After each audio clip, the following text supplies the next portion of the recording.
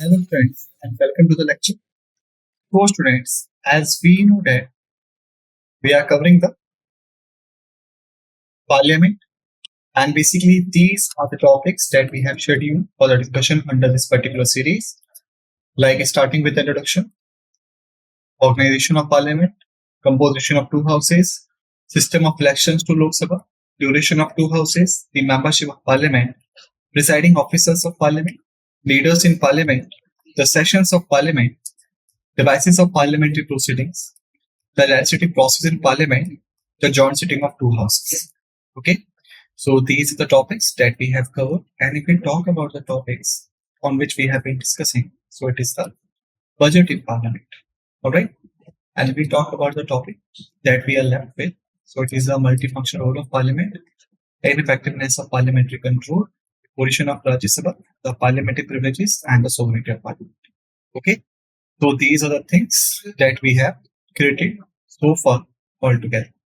So basically in this lecture, we are going to start from where we had left in the previous one. Okay.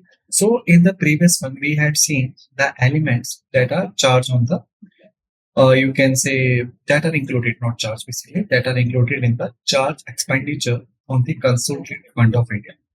Okay. So basically in this lecture, we are going to start with the stages in the enactment. What does it mean?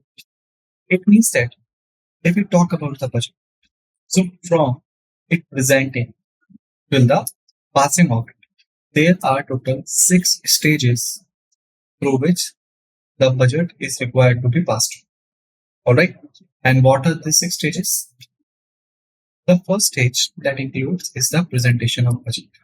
What does it mean? It means that basically the finance minister, after obtaining the permission of the president, will present the budget to the parliament. So that is known as the presentation of budget. Second is general discussion. Okay. After the presentation, the discussion would be started on the provisions of the budget. Then, the scrutiny by the departmental committees. The provisions of the budget would be thoroughly examined by the dedicated committees. Then, voting on demands for grants would arise. Okay. Then, appropriation bill would be passed, and then finally, passing of financial bill would be happened. So there are total 6 stages in the enactment of the budget. Presentation of budget, general discussion, scrutiny by departmental committees, voting on demands for grants, passing of appropriation bill, and the passing of financial bill. Okay, so basically, we will study them one by one. Let's first start with the first case. This is the presentation of budget. Okay, so we look at here. So conventionally, or you can say traditionally, basically, the budget is presented to the Lok Sabha by the finance minister on the last working day of February. Okay, last working day of February means it is the tenure when the February is going to be end and the March, which is the last month of the financial year, is going to be started. Okay, that was a, you can say, traditional time. Then what happened in 2017? It is the same year in which the general budget and the railway budget got merged. In 2017, the presentation of budget has been advanced to the 1st of February. It means that the finance minister now would, instead of presenting the budget on the last working day of February, would present it on the 1st of February. Okay. Thereafter, the budget can also be presented to the House in 2 or more parts, and when such presentation takes place, each part shall be dealt with as if it were the budget. It means that it is not necessarily that the budget should be presented in the entire. Okay, it is not necessary. Basically, the budget totally depend upon the presentation, that it could be presented entirely and it could be presented in parts, whether in 2 or more parts. Okay, but there is a condition, which is that condition: during the presentation of the budget, each part shall be dealt with as if it were the budget's part. Okay, it means that the part is should not be aparted from the budget. Okay, thereafter, further, There shall be no discussion of the budget on the day on which it is presented to them. What does it mean? It means that when the budget would be presented, so only the presentation would be done. Okay? No question could be raised. Okay? No objection could be raised. Nothing could be done. Only the presentation will take place. After this, the finance minister presents the budget with a speech known as the budget speech, in which he or she will explain that what are the provisions of budget, what are the main pillars, okay, what are the main sector that is going to be, you can say, rise during this year, how much the government is going to spend, how much the government is planning to earn, and all that. Thereafter, at the end of the speech in the Lok Sabha, the budget is laid before the Rajya Sabha, because we know the budget could only be presented in the Lok Sabha. Okay? So once the speech would end in the Lok Sabha, then the budget would be laid before the Rajya Sabha, which can only discuss it and has no power to vote on the demands for it. Why? Because we know it is the exclusive privilege to the Lok Sabha. Alright? The Rajya Sabha could only discuss it and could only suggest the amendments or suggest the, you can say, some recommendations, but they could not make it by their own. Alright? And then Rajya Sabha having no powers to vote on the demands for them, they could only discuss it. The budget document that presented to the parliament comprise of the following. First is the budget speech that would be given by the finance minister. Thereafter, the annual financial statement, which contains the estimated revenue and the expenditure. Demand for grants, it means that which ministry is going to get how much amount, which department is going to get how much amount and all. Appropriation bill, the provisions for taking the money out, and the financial bill is the consolidation of all of this. After this, statements that are mandated under the FRBM Act. Okay. And these are like the macroeconomic framework statement. Macroeconomics means we know generally we divide the economic into two parts, micro and macro. Okay. So the microeconomy basically deals with the individualistic market, okay, towards the individual or household and all. So basically you can say the microeconomy deals with the common concept and the short concept. Macroeconomic, it's a broad concept. Alright. So because we are talking about national level, so that's why that would be the macroeconomy, not the microeconomy. Right? Thereafter, fiscal policy strategy statement. How much the government is going to spend, how much the government is going to earn. Okay. Medium term fiscal policy statement. Like there are two terms, medium and long. Okay. Long term is for the entire session. Medium term is for the midway, or you can say some expected date. Thereafter, the expenditure budget. Okay. Like how much government is going to spend, receipt budget, how much the government is going to earn, expenditure profile, which area, which sector is going to get how much and all. Memorandum explaining the provisions in the financial bill.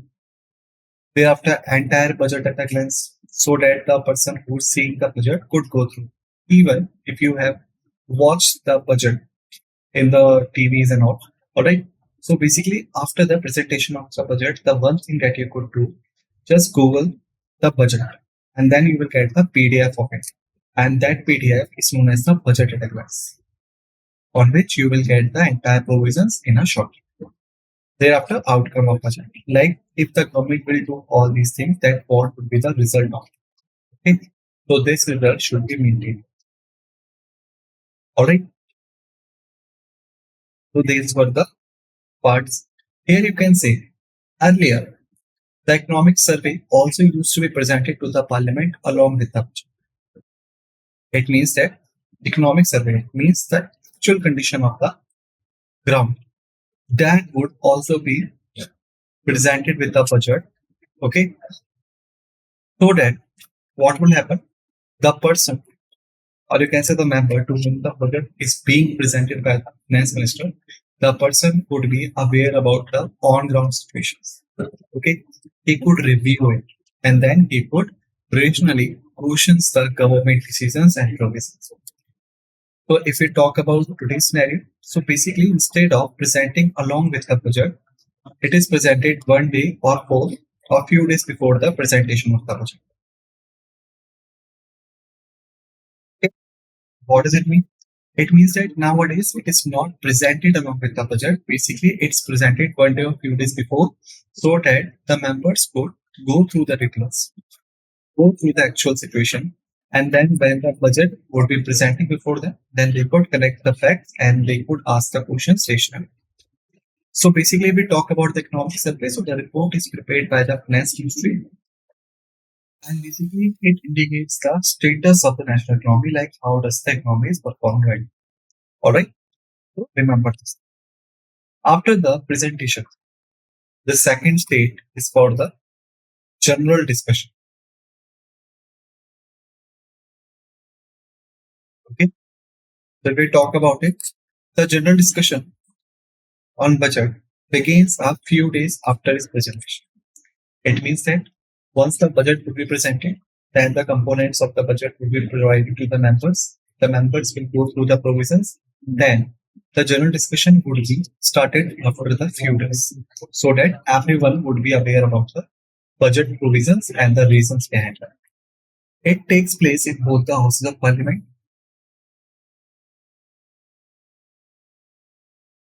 and lasts usually for 3 to 4 days. What does it mean? Why only 3 to 4 days? Because if we look at the time, February, March, and all. Okay, so that is the tenure in which the current financial year is going to be end, and the new financial year is going to be started. All right. So basically, the time period is already less, or you can say already shorter. Okay. So if the budget not passed in an adequate manner before the time, then that could hamper the normal functioning of the government machine. All right. That's why it is, you can say, unwritten fact that within 3 to 4 days the discussion should be had. Okay, so that the process of passing the budget would be accelerated. Okay, remember during this stage the Lok Sabha can discuss the budget as a whole or any question of principle involved therein. Okay, it means that if the Lok Sabha wants to discuss the budget in an entire form, they could do it. If they just only want to discuss the question of principle involved there, so they could even discuss. It means entire budget could be discussed and some part of the budget could be discussed. But remember, no cut motion can be moved, nor can the budget be submitted to the vote of the House. Okay, it means that basically in the budget there are some cut motions. We will look at them in a shorter time. All right. So no cut motion could be passed, and even the budget could not be submitted to the vote of the House. Only the discussion would take place. And it is the right of the finance minister to reply at the end of the discussion. Why? Because he was the one who presented the budget to the parliament. Okay, so ultimate responsibility writes to him that he is required to reply the questions and reply the discussion whatsoever happened in the past. Okay, after this, next is scrutiny by the departmental committees. It is the third step. So scrutiny, I had also told you, is the exam.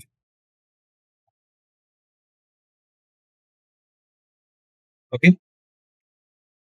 After the general discussion on the budget is over, the House are adjourned for about 3 to 4 days. Okay. It means once the general discussion would over, the House will not take the proceedings for 3 to 4 days. Okay. So what happened during these days? Why the House adjourned? Even the time is shorter. Okay. So basically during this gap, there are 24 departmental standing committees of Parliament. How many? 24. 24 departmental standing committees of the Parliament, and these committees are required to examine and discuss in details the demands for grants of the concerned ministry and prepare reports on that. Like I have told you, basically, whenever the budget presented to the Parliament, okay, so the entire expenditure that the government is going to be making, okay, that expenditure would be presented and the entire revenue would be presented. After this, there is a detailing form in which each and every department, how much they are going to get from the gross expenditure that would be mentioned, and how much they will contribute from the gross revenue that will mention. Okay, so basically these things, or we can say these demand for grants, would be examined by the departmental standing committees. They will examine that is this okay to grant this amount to this ministry? Is it possible that particular ministry or department would return that much of revenue back to us? So these things would be, you can say, under the consideration by these 24 departmental committees. And whatsoever they discover, basically they prepare the reports on them. Okay. And these reports are submitted to the board, the House of Parliament for the consideration. Okay. Whatsoever the committee has found, okay, what is their view and what is the on-ground situation, or you can say prepare the reports. So these reports would be given to the Parliament so that they could look at it and they could prepare the, you can say, thoughts and questions on this. The standing committee system basically established in 1993. Okay, it means it was not presented with us from the start. It was added in 1993 and thereafter it was expanded in 2004. Makes parliamentary financial control over ministries much more detailed, close, in-depth, and comprehensive. And why it is so? Because if we talk about the 1991, if we talk about 1991, then we know during this time, India was going through a lot of pressure in the financial terms. Okay? Because our economy was outperformed in the global market. Due to this, we had to introduce a new economic policy, which is also known as LPG, liberalization, privatization, globalization, and all. All right. So basically, in 1993, or you can say 1991, whatsoever happened with India, that made us to realize that we must make subsystem through which the allotment to the ministries that would be detailed, that would be close, in depth, and comprehensive, so that the rational allotment would be made. Okay, because in the 1991 we had suffered a huge losses in the terms of finance. Okay, so basically that's why in the 1993 for the first time the standing committee system was introduced in the country, and that was expanded in 2004. And the reason I had already told you, okay, to make the financial control over the ministries in detail, close, in depth, and comprehensive. After this, next is the voting on demand programs. Now it's a voting part. Presentation is done, discussion is done, examination is done. Now it is the voting. So basically, in the light of the reports of the departmental standing committees, Lok Sabha takes up voting of demands for grants. Okay? And these demands are presented ministry-wise. Okay? Suppose if there are three ministries, X, Y, and Z. First demand for X would be presented and the vote would be happen. Then demand of Y would be presented and votes would be happen. Then demand Z would be presented and votes would be happen. Okay? So that a detailing form would be ensured. Alright? A demand becomes a grant after it has been duly voted. It means that it is passed by the Lok Sabha and Rajya Sabha. Alright? Then this demand would become grant. It means the allotment would be done. 2 points should be noted in this sentence. First point is that the voting of demand for grants is the exclusive privilege of the Lok Sabha. That is, the Rajya Sabha has no power of voting the demands. Okay? It means only the Lok Sabha could vote on the demands for grants. Alright? And Rajya Sabha is generally not so activated in this. It's the first case. Thereafter, second, the voting is confined to the votable part of the budget. What does it mean? It means that the expenditure charged on the Constitution Fund of India is not submitted to the vote. Alright? It can only be discussed. It means the questions would be raised, the discussion would be happen, but voting would not be happen on this basis. Alright? But the expenditure from the Constitution Fund of India, which is the second term, this could be put for the voting. Alright? Each demand is voted separately by the Lok Sabha, like I have told you. Okay, the voting would be happen ministry wise. Okay, if there are three ministries X, Y, Z, so demands of X, Y, Z together would not be put for the vote. First, the X demand would be put, then Y's, then X. Sorry, Z's. Okay. During this stage, the members of parliament can discuss the details of the budget. It means that, suppose if the demand for Ministry X has been presented before the House, so the members would discuss that what is the performance of X, okay, why they need this much of expenditure, is this possible that this ministry would give that much of revenue and all right, what was the performance of the ministry as per the current or the previous financial year, all right, and what are the, you can say, outcome, what is the outcome of the examination committee's report regarding that particular committee. So all these things could be discussed while presenting the details of the budget. Thereafter, they can also move motions to reduce any demand for it. It means that if the members of parliament feels that that much of amount should not be given to that particular ministry because of various reasons. Maybe the ministry is demanding much more. Maybe the ministry performance is not adequate. Okay. Maybe the ministry is already equipped with the resources and now the resource has been granted to it. Okay. So basically, there are so many reasons that they could pass the motions. Through motions, the amount which was previously promised in the budget that could be reduced, and this is known as reduce any demand for. All right. Such motions are normally we called as a cut motion. Cut means reducing. Okay. Cut means reducing. First is the policy cut motion. It represents the disapproval of the policy underlying the demand. States that the amount of demand can be reduced to rupees 1. The members can also advocate on the alternative policy. That is the one thing. Economic cut motion represents the economy that can be affected in the proposed expenditure. States that the amount of demand be reduced by a specified amount, which may be either a lump sum reduction in the demand or omission or reduction of an item in the demand. Okay. After this comes the token cut motion. It validates a specific grievance that is within the sphere of responsibility of the government of India. It states that the amount of the demand be reduced by rupees 100. So that is the token cut motion. All right. After this, we can say a cut motion to be admissible must justify the following conditions. Means until or unless the motion not matches with the following conditions, the motion could not be admissible at the cut motion. What are these conditions? First, it should relate to one demand only. It means that a motion could not be used for the multiple demands. It could only be used for the one demand only. Thereafter, it should be clearly expressed and should not contain arguments or defamatory statements. Third, it should be confined to one specific matter. Alright.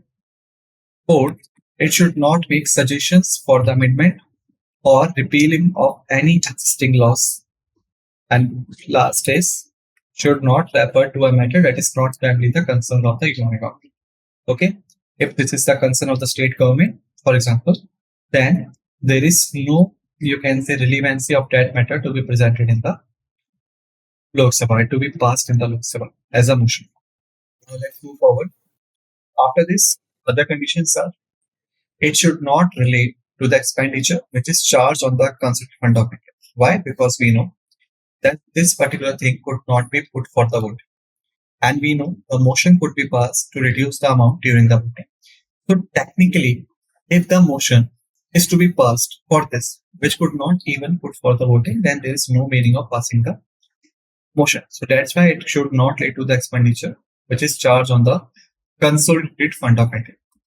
After this, it should not relate to a matter that is under adjudication by the court. Okay. Why? Because it is now a judicial state, and the legislature could not be interfered in the judicial that easily, that we had already discussed. It should not raise a question of privilege, right? should not receive, or you can say should not revive discussion on a matter on which a decision has been taken in the same session. Okay, it means that once the decision has been taken, no motion could be passed to repeal the decision. Okay, the last is it should not relate to a tribal matter. It means that would wasting the parliament's time during the discussion of that particular matters. Okay, so these are some of the conditions. Thereafter, it should not reflect on the character or conduct of any person whose conduct can only be challenged on a substantive motion. Should not anticipate a matter which has been previously appointed for the consideration in the same session. Should not seek to raise a discussion on a matter pending before any statutory tribunal or statutory authority performing judicial or quasi-judicial functions or any commission or the court of inquiry, because that is also the part of the, you can say, judiciary. Thereafter, the significance of the cut motion lies in several things. Facilitating the inhibition of concentrated discussion on a specific demand for grant and upholding the principle of responsible government by approving the activities of the government. Okay, so these are the significant principles of the cut motion. However, the cut motion do not have much utility in the practice. Why? Because in India we know there is a majority party rule. So whatever motion would be presented by the member, they are generally presented by the opposition and they do not have the majority in the parliament. So that's why their passing is not so, you can say, promised and not so much of utility in practice. All right. So students, basically in this lecture we have finished till here. In the next lecture, we will continue from here. Till then, just revise the facts and figures that all we have discussed in this lecture and be ready for the another lecture. With this note, let's end this lecture, and what we say thank you.